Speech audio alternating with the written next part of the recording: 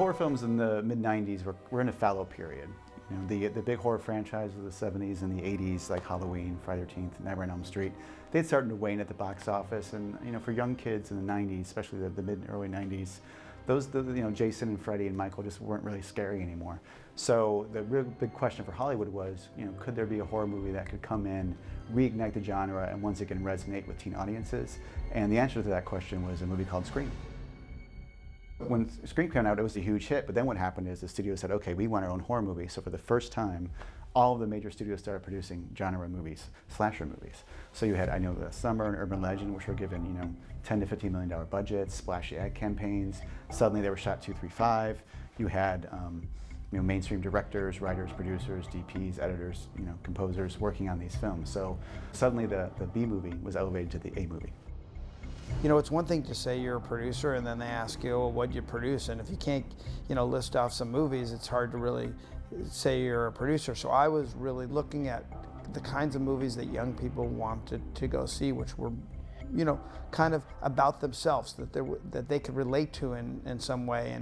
And the genres that kept popping out to me were kind of like the high school comedy, kind of the sex romp comedy, but mostly it was horror films. I, at the time, was working with a lot of young writers. I had set up a lot of movies as a producer, and I started managing a small group of writers. Nobody was really doing it at the time, and so I had met Silvio. He told me he had this idea, which was, you know, urban legends. Students are being murdered on a college campus based on urban legends. And I loved it. I just thought it was fantastic. And I said, well, let's go pitch that. My first pitch was probably an hour long, rambling, I'm all over the place. And I finish and she looks at me and she goes, we got a lot of work to do. At the time, when Silvio and I started working together, his real job was he was a perfume spritzer, I think at Nordstrom's. So we would be developing, in some cafe, developing the movie, talking about all the scenes, and then he'd have to leave to go to Nordstrom's to be a perfume spritzer, which was hilarious. I mean, I think he was like 21 or 22. He was a baby. But we developed the whole thing, and then we went to go pitch it. We went around pitching to every studio in town. In that process, Neil Moritz had just got done doing I Know What You Did Last Summer. It was Neil's company. Like, again, I worked for Neil in his company. I was very fortunate he hired me to work in his company, and we were a new company then too. And he had great success, you know, with I Know What I Did Last Summer. We went and pitched to Neil, and Neil said, "Oh, I love it. I'd love to do it with you guys. Let's all do it together." So we pitched it to all the studios, and no one bought it. Everyone passed. And Phoenix Pictures had just launched their studio. It was Mike Medavoy. It was brand new. And I got a call from Neil, and he said, you guys should go and pitch it to Phoenix Pictures. And I was like, who? Okay, fine. But I literally am going to Italy on vacation with my mother, who's from Naples. So that'll be our last meeting. We started the company, we meaning Arnie Messer and myself and Jerry Schwartz, who was one of the backers, you know, was to do interesting films with interesting filmmakers.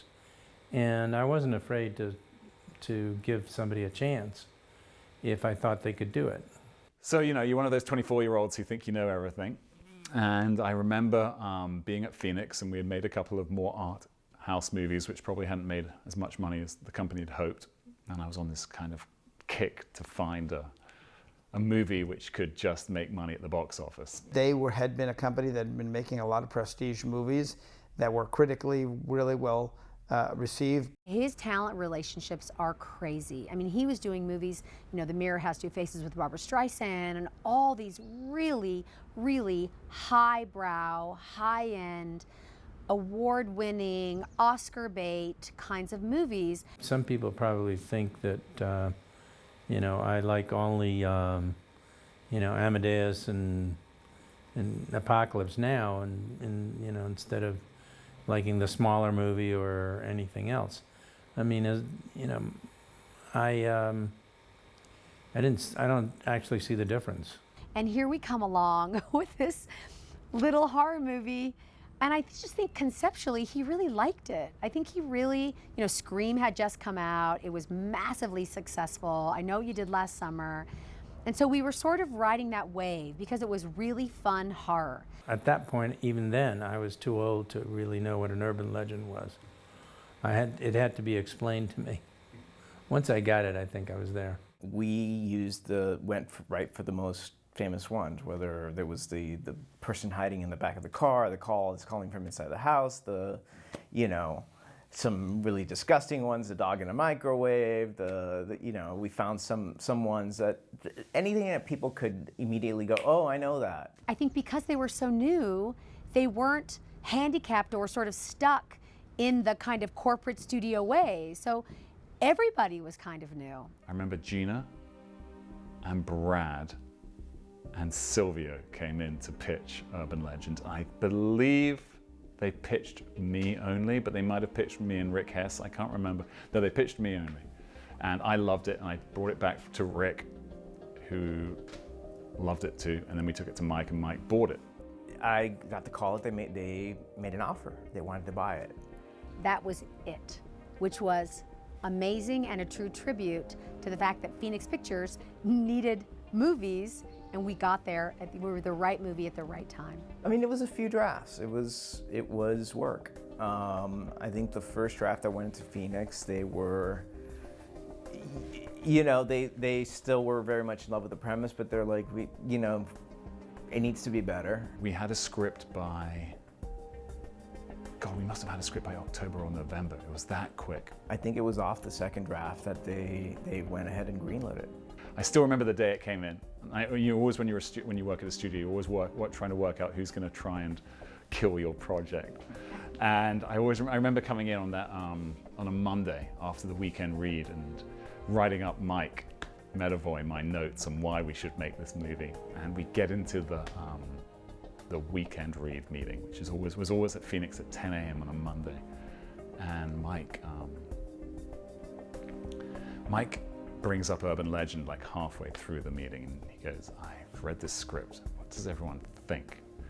And then everyone's about to jump in and have their opinion, and Mike goes, I think we should make it. And as a young executive, it's gold. You're like, the boss wants to make the movie I've been championing. When the movie was greenlit, the studio wanted to bring on a writer to do a polish, which is very common. It's almost like an insurance policy that the studios have. Well, we brought so-and-so and paid them so-and-so. But it sort of becomes like, it's kind of a comfort thing. And so we ended up hiring Don Roos. I mean, Don was an experienced writer with a quote, and I think most of the times with movies, they bring in another writer to do a pass. He read the script, and he said, the script is awesome. Like, the script is really good. I'm not sure you really need me. He turned in the script, and he actually added some funny lines. There was some stuff that was good. He respected what we were doing, and he was really complimentary to the work that this little tiny baby writer had done. And that's that really surprised me. And also, he wrote some really funny stuff, some stuff that we used, and that really elevated the movie as well. With Urban Legend, just everything went easy. There was something sort of charmed about it because it was also our first movie, all of us. It was Silvio's first movie, it was my first movie, it was Jamie Blank's, our amazing director, it was his first movie. There was a good enough place where they felt comfortable greenlighting it and starting the search for a director.